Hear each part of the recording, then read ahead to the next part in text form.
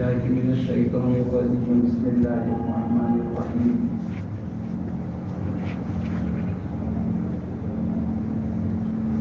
لقد كان لكم في رسول الله أسوة حسنة صدق الله العظيم وقال النبي صلى الله عليه وسلم تركت فيكم أمرين لن تضلوا ما تمسكتم بهما کتاب اللہ و سنتی او کما قال علیہ الصلوۃ والسلام۔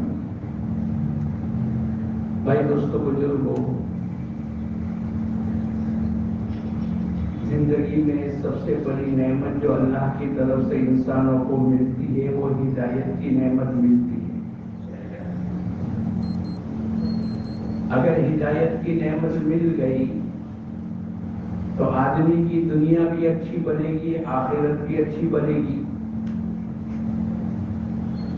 اور اس کے لیے اللہ پاک نے مختلف جگہ پر ہدایت انسانوں کو کیسے ملے اس کو تفصیل سے بیان کیا ہے۔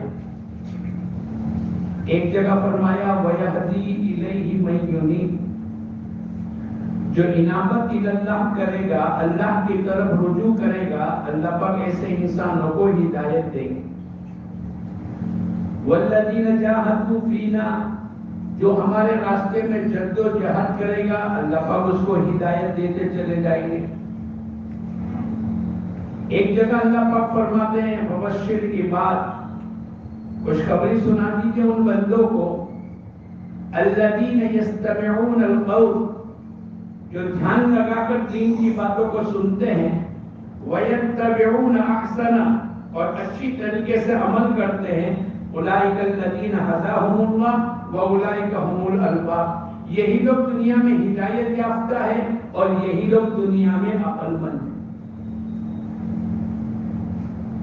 اس حدیث کے اندر حضور اکرم صلی اللہ علیہ وسلم نے انسانوں کو خلاصے کے طور پر فرما دیا ترکت فیکم امرین، میں تمہارے درمیان میں دو چیزوں کو چھوڑ کر کے جاتا ہوں، اگر اس کو مضبوطی سے پکڑ لو گے تو حضور اکرم صلی اللہ علیہ وسلم فرماتے ہیں کبھی بھی گمراہی تک نہیں جاؤ گے۔ اس کا معنی اللہ پاک ہدایت دے گا، وہ کیا ہے؟ تو پہلی بات تو یہ فرمائی کتاب اللہ کو پکڑ لو، اور دوسرا حضور اکرم صلی اللہ علیہ وسلم نے فرمایا میری سنتوں کی اتباع کرو۔ اب اللہ نے ایک مختصر سی زندگی ہم تمام کو دی ہے، زندگی تو گزر ہی رہی ہے، اگر اس میں ہم دو عمل کر لیں، میرا اللہ کا حکم کیا ہے اور حضور اکرم صلی اللہ علیہ وسلم کا طریقہ کیا ہے، تو اللہ پاک دنیا میں بھی خیر، عافیت، بھلائی، برکتیں، راحتیں، عزتیں اللہ پاک کی طرف سے ملے گی، اور آخرت کی زندگی بنے گی اور نفع کی بنے گی۔ ہر آدمی دنیا میں کھاتا ہے، پیتا ہے، سوتا ہے، جاگتا ہے، شادی کرتا ہے، رخصتی ہوتی ہے، سفر کرتا ہے، حضر میں رہتا ہے، تجارت کرتا ہے، معاملات معاشرت کرتا ہے، دنیا کی زندگی اس کی گزر رہی ہے۔ لیکن اگر اتنا سا دیکھ لے، اتنا سا کیا کہ میرا اللہ کا حکم کیا ہے اور حضور اکرم صلی اللہ علیہ وسلم کا طریقہ کیا ہے، اگر ان دونوں کے ساتھ اپنی زندگی کا ہر عمل کر لیا اور زندگی کے جس شعبے میں رہا، اللہ پاک اس شعبے میں اس کو کامیابی دیں گے۔ تاجر کو تجارت چھوڑنے کا حکم نہیں، اور یہ شریعت نہیں کہتی کہ آپ تجارت کو چھوڑ دو اور 24 گھنٹے مسجد میں لگے رہو، نہیں، لیکن ہماری تجارت، ہماری ملازمت، ہماری فیکٹری کا چلانا، ہمارے اپنے شادی بیاہ، ہماری خوشی اور غمی، ہماری زندگی کا ہر لمحہ، پیدائش سے لے کر موت تک کی زندگی، اور صبح اٹھنے سے رات کو لیٹنے تک کی زندگی، اور زندگی کا ہر عمل میرے اللہ کا حکم کیا ہے اور حضور اکرم صلی اللہ علیہ وسلم کا طریقہ کیا ہے، ہم جانتے نہیں ہیں، ہم جہالت کے ساتھ زندگی گزارتے ہیں، اس لیے اپنی مرضی کے تابع ہو کر ہم دنیا کے عمل کر لیتے، ورنہ حضور اکرم صلی اللہ علیہ وسلم کی طرف سے بعض عملوں پر اللہ کے نبی کی دعائیں ہیں، اللہ پاک اس آدمی پر رحم کرے جو عصر سے پہلے 4 رکعت سنت پڑھتا ہے،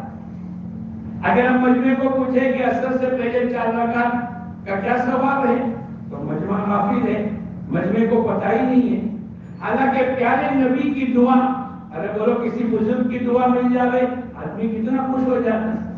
اللہ کے نبی کی دعا ملتی ہے، رحم اللہ، اللہ پاک رحم کرے اس بندے پر جو اثر کی سنتیں پڑھتا ہے۔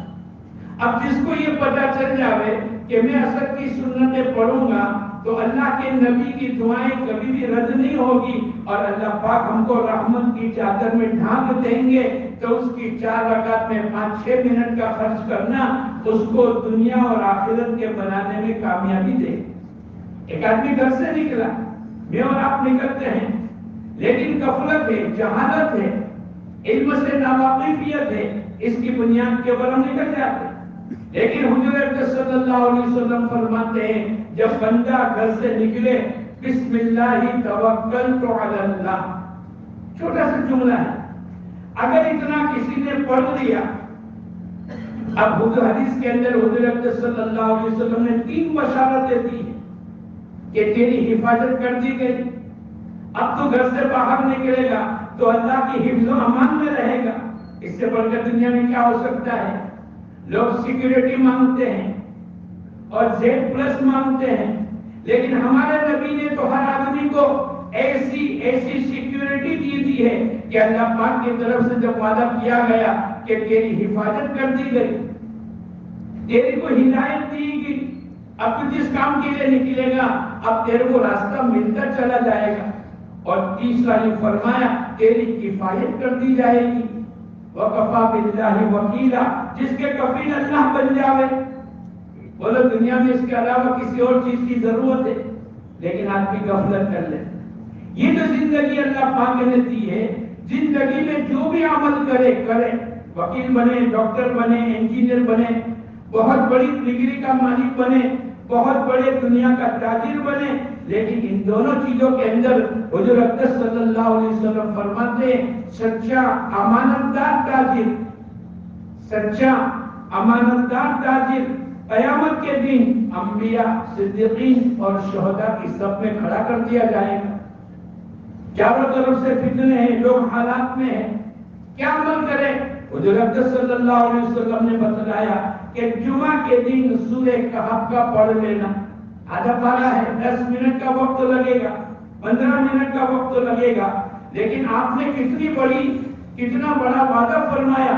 حضور اقدس صلی اللہ علیہ وسلم نے فرمایا کہ جس نے جمعہ کے دن سورہ کہف کو پڑھ لیا، اللہ پاک تمام فتنے سے، یہاں تک کہ ایمان کا سودا کرنے والا دجال، اللہ پاک دجال کے فتنے سے اس کی حفاظت کرے گا۔ ہماری زندگی نورانی بنے، ہماری زندگی عزت والی بنے، ہماری زندگی برکتوں والی بنے، ہم اسی دنیا میں جیتے جی اپنا جنت کا ٹھکانہ دیکھ لے۔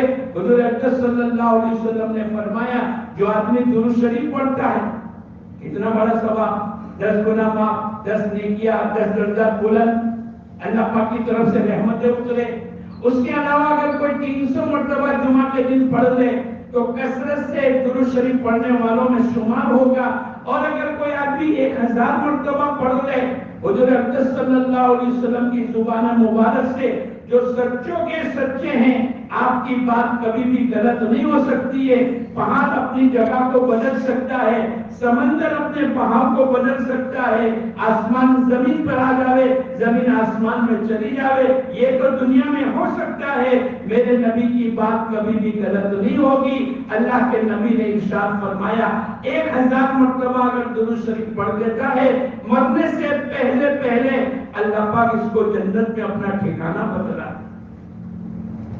ہم دنیا کے لیے، ڈگریوں کے لیے، راحت کے لیے پتہ نہیں گھنٹوں لگا دیتے، لیکن ہمارے نبی حضور اقدس صلی اللہ علیہ وسلم ایسا کامل مکمل دین لے کر آئے، اور اللہ پاک کی طرف سے ہے جاء الحق وزهق الباطل، جب دنیا میں حق آئے گا اللہ باطل کو ختم کرے گا۔ ہمارے نبی سے بڑھ کر کسی اور کا طریقہ حق والا نہیں ہے۔ ہم کھانے میں، پینے میں، سونے میں، اٹھنے میں، ایک صحابی رضی اللہ عنہ بہت بڑے دسترخوان پر بیٹھے ہیں، بڑے بڑے رؤساء، بڑے بڑے سفراء، ملک کے بیٹھے ہیں. اب کھانے کی سنت ہے جب کوئی دانا یا لقمہ گر جاوے اس کو صاف کر کے اٹھا لو، بڑی بڑی فضیلتیں ہیں. لیکن ان صحابی رضی اللہ تعالیٰ عنہ بیٹھے ہیں اور کوئی لقمہ گر گیا، آپ نے اس کو اٹھا کر صاف کر لیا. کسی نے کہا پڑوس میں بیٹھنے والے کہ اگر کوئی دیکھ لے گا تو کیا کہے گا؟ لقمہ اٹھانا لوگوں کی نزدیک عیب ہے، لیکن ہمارے نبی کی سنت ہے، اس نعمت کی قدردانی ہے. ہم اپنے کھانوں کو دیکھیں، بعض لوگ بعض ملکوں میں تو جتنا کھاتے ہیں اس سے زیادہ ڈسٹ بن میں ڈالا جاتا ہے. ابھی ہمارے نبی کی سنت ہے. تو وہ تو صحابی تھے، قیامت تک انسانوں کو مشعل راہ بتلانے والے، والذین اتبعوہم بإحسان، جو ان کے پیچھے پیچھے چلے گا، رضی اللہ عنہ، اللہ ان سے بھی راضی ہو جائے گا، اللہ ان کو مغفرت کا پروانہ دے گا، اور اللہ پاک جنات تجری، ایسی جنت کے جس کے نیچے سے نہریں جاری ہوگی. وہ صحابی رسول نے قیامت تک آنے والے انسانوں کو بتلاتے ہوئے، اور جو پڑوس میں بیٹھے تھے جنہوں نے کہا کہ لوگ دیکھ لیں گے تو کیا ہوگا، تو کیا فرمایا؟ اترکوا سنت حبیبی لہؤلاء الامم، کیا میں اپنے محبوب کی سنت کو چھوڑ دوں ان بیوقوفوں کی وجہ سے؟ بڑے بڑے رئیس بیٹھے ہیں، بڑے بڑے حکومت کے سفراء بیٹھے ہیں، لیکن جن کی زندگی میں حضور اکرم صلی اللہ علیہ وسلم کی سنت نہیں ہے، وہ صحابی کی زبان سے بے وقوف کا لقب پا لیا. یہ تو بے وقوف ہے کہ جن کو اپنے نبی کی سنت کا علم بھی نہیں اور جن کو اپنی نبی کی سنت کا اہتمام بھی نہیں. عبداللہ ابن عمر رضی اللہ تعالیٰ عنہ ایک مرتبہ حج کے لیے جا رہے، درمیان کے اندر اترے، ساتھیوں کو روک لیا، میں ذرا فارغ ہو جاؤں. آپ استنجا کرنے کے لیے گئے، استنجا سے فارغ ہوئے بغیر واپس آئے، تھوڑی دیر بیٹھے واپس آ گئے. ساتھیوں نے کہا اے عبداللہ، آپ نے ایسا عمل کیا جب آپ کو تقاضا نہیں تھا، آپ نے پورے لشکر کو کیوں ٹھہرا دیا؟ لیکن اللہ کے نبی کے ساتھ محبت ہے. قیامت تک کے لیے انسانوں کو بتلا دیا کہ جن لوگوں کو حضور اکرم صلی اللہ علیہ وسلم کی صحبت کے لیے پسند کیا ہے، جو صحابہ ہے، اور پیارے نبی کی حدیث ہے، میرے صحابہ ستاروں کی طرح ہے، جو ان میں سے کسی ایک کی بھی اقتدا کر لو گے اللہ پاک کشتی کو کنارے پر لگا دے. آپ نے ضرورت نہیں تھی اور آپ بیٹھ گئے تو کیا کہا کہ میں حضور اکرم صلی اللہ علیہ وسلم کے ساتھ تھا اور میں یہاں سے گزرا، اللہ کے نبی اترے، اپنی ضروریات سے فارغ ہو کر واپس آ گئے، میرے کو اچھا نہیں لگا کہ جہاں ہمارے نبی بیٹھے ہو میں اس جگہ سے آگے بڑھ جاؤں، میں نے ہمارے نبی کی نقل کر لی. جب آدمی نقل بھی کر لیتا ہے اللہ پاک نقل کرنے والوں کو بھی بہت بڑا انعام دے دیتے ہیں. حضور اکرم صلی اللہ علیہ وسلم ایک موقع پر کہیں جا رہے، ظہر کی نماز کا وقت ہو گیا، اذان دینے کے لیے حضرت بلال سے کہا اذان دے دو. حضرت بلال نے اذان دی، اللہ اکبر اللہ اکبر. آپ کی کسی نے نقل اتاری، ایک بچہ، 4 بچے بیٹھے ہوئے تھے، اس میں سے کسی نے نقل اتاری، اللہ اکبر اللہ اکبر. پھر آپ نے اشہد ان لا الہ الا اللہ، اس نے بھی نقل اتاری. حضور اکرم صلی اللہ علیہ وسلم کے کانوں میں آواز پڑی، اذان کے بعد حکم دیا جاؤ ان بچوں کو لے کر. بچے تو بچے ہوتے ہیں، جب ان کو سامنے کر دیا گیا ایک بچے کو پوچھا تم نے اذان پڑھی نہیں؟ اچھا تم نے پڑھی نہیں؟ بچے تو بچے ہوتے ہیں. پھر آپ نے کہا چلو تم پڑھو اللہ اکبر. انہوں نے پڑھی، وہ آواز نہیں تھی جو اللہ کے نبی کے کانوں میں گونجی تھی. دوسرے کو کہا، تیسرے کو کہا، چوتھے سے کہا تو چوتھے کی آواز وہی تھی جو آپ کے کانوں میں آئی تھی. حضور اکرم صلی اللہ علیہ وسلم نے قریب بلایا اور بلانے کے بعد ان کے سینے پر ہاتھ لگایا. آپ نے سر پر بوسہ دیا، سر پر پھونک ماری اور حضور اکرم صلی اللہ علیہ وسلم نے فرمایا ایمان کو قبول کر لو، کلمہ پڑھ لیا. اور پھر یوں کہا کہ اذان جو آپ نے سنی ہے آپ آج سے مکے کے مؤذن رہیں گے.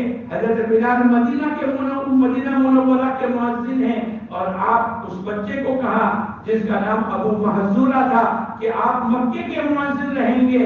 مکہ ان اول بیت وضع للناس، جو ہدایت کا مرکز ہے اور دنیا میں سب سے پہلا گھر اللہ کا بنا ہے۔ حضور اکرم صلی اللہ علیہ وسلم قباء میں گئے، قباء سے پہلے کسی اور جگہ آپ نے 2 دن کا قیام کیا، آپ نے مسجد بنائی، قباء میں آپ نے مسجد بنائی۔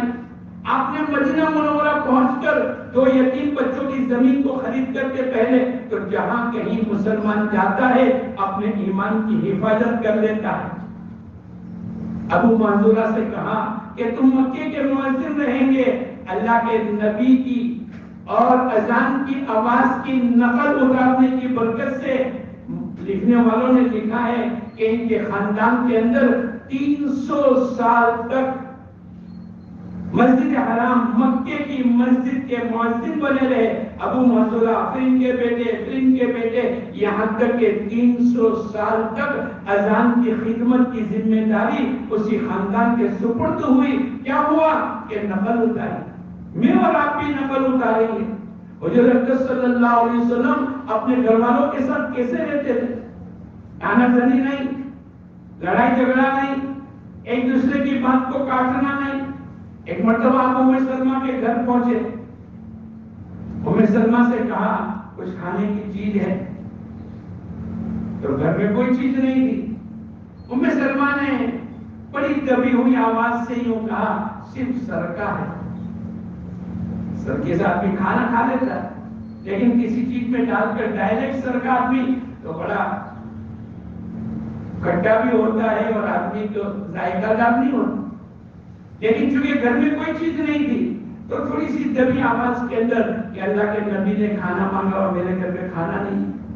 لیکن آپ کے اخلاق بڑے اونچے ہیں اور آپ نے قیامت تک انسانوں کو بتلا دیا اپنے گھر والوں کے ساتھ کیسے رہنا۔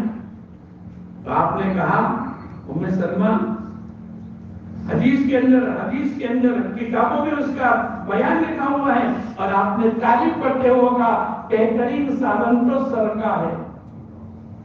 قیامت تک کے لیے ان کی دل جوئی کی بات ہوئی۔ یہ ہمارے لیے معاشرت ہے۔ ہم اللہ کے نبی کے طریقے کے مطابق اپنی زندگی میں گھروں میں عمل کریں گے، اللہ پاک گھروں میں خوشحالی لائے گا۔ حضور اکرم صلی اللہ علیہ وسلم حضرت عائشہ کھانے کے لیے بیٹھے، جس جگہ سے حضرت عائشہ نے کھانا کیا اسی جگہ سے اللہ کے نبی نے کھانا کیا۔ حضرت عائشہ نے پانی پیا گلاس کے اندر تو جس جگہ سے آپ نے پانی پیا اسی جگہ پر اپنا ہونٹ لگایا تاکہ بیوی اور شوہر کی محبت قیامت تک باقی رہے۔ یہاں تک کہ ایک موقع آ گیا، کوئی ایسا کہ جس میں کھیل ہوتا ہے، حضرت عائشہ جو کہ اونچی دیوار اور اس کے اوپر پردے کی حفاظت، اللہ کے نبی جھکے ہوئے ہیں اور حضرت عائشہ پیچھے سے دیکھ رہی ہے۔ کھیل کھیلتے کھیلتے اللہ کے نبی کے پیر مبارک میں ورم آ گیا، تھوڑا سا درد ہونے لگا۔ حضرت عائشہ سے پوچھا بس؟ عائشہ نے کہا کہ نہیں، اور دیکھنا ہے۔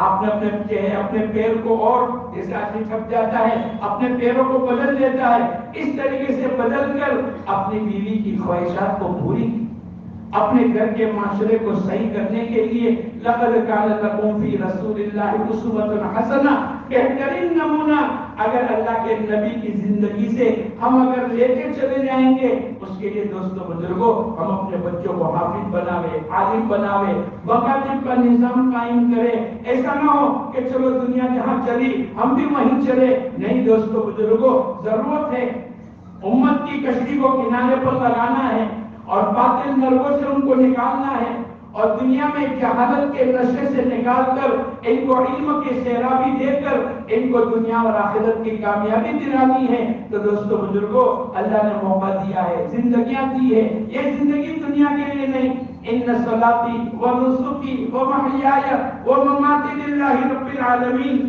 میری نماز، میری قربانی، میرا جینا مرنا تو اس اللہ کے لیے جو تمام جہانوں کا رب ہے۔ ہم دنیا میں آئے ہیں، ایک ہی موقع ہے، ایک ہی موقع ہے۔ لوگ شادی کے موقع پر کہتے ہیں ارے بھائی کیا کریں، ہم بھی یوں کہتے ہیں ایک ہی تو موقع ہے، اللہ کے نبی کی سنتوں کو زندہ کرنے کا۔ اس لیے دوستوں بزرگوں، ہم توبہ اور استغفار کریں، اللہ کی طرف رجوع کریں۔ جب ہدایت کا نور ملے گا، اعمال کا نفع اور بدعملی کا نقصان۔ بعض اللہ والے روزانہ 12,000 مرتبہ استغفار پڑھتے تھے، بعض روزانہ قرآن پاک ختم کرتے، بعض زندگی میں 50 سال ہو گئے ان کی کبھی تکبیر اولا فوت نہیں ہوئی، بعض تابعین کہتے 40 سال کا 20 سال کا عرصہ ہو گیا، زندگی میں کوئی ایسا موقع نہیں آیا اذان ہوئی ہو اور میں پہلے سے مسجد میں موجود نہ ہوں۔ 20 سال ہو گئے کبھی نامحرم کی طرف نہیں دیکھا، کیا بات ہو گئی؟ ایک مرتبہ میں نے اپنے چھت کی طرف دیکھا تو نامحرم نظر آ گئے، اس دن سے 20 سال تک کبھی میں نے چھت کی طرف نہیں دیکھا۔ یہ ہدایت کا نور اللہ پاک کی طرف سے۔ دوستو بزرگوں، پیارے نبی نے فرمایا جب تم کتاب اللہ اور میری سنت کو پکڑ لو گے، اللہ پاک گمراہی سے بچائے گا، اور جب ہدایت کا نور ملے گا، اعمال کی مشین دنیا کی زندگی گزرتی رہے گی، اللہ آخرت کی زندگی کو بناتے رہیں گے۔ اللہ پاک ہم تمام کو اس زندگی کی، اللہ کے احکامات کی، اللہ کے نبی کے طریقے کی، دعوت کی، محنت کی اور ایسے اچھے ماحول کی اللہ پاک ہم تمام کو قدردانی کرنے کی توفیق عطا فرمائے۔